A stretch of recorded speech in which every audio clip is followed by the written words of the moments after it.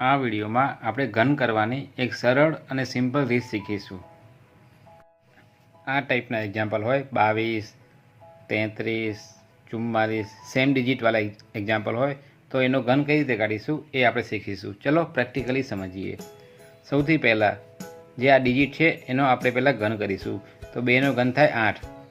આવી રીતે 4 line draw કરીશું, ચારે લાઈનમાં 8 લખીશું। હવે આ વચ્ચેની જે રકમ છે એને આપણે ડબલ કરીશું।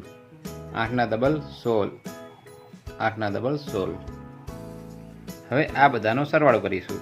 8, 8 ને 16 24, 24ના 4, 2 વધી, 8 ને 2 10, 10 પ્લસ 16 26, 26ના 6, 2 વધી, 8 ને 2 10।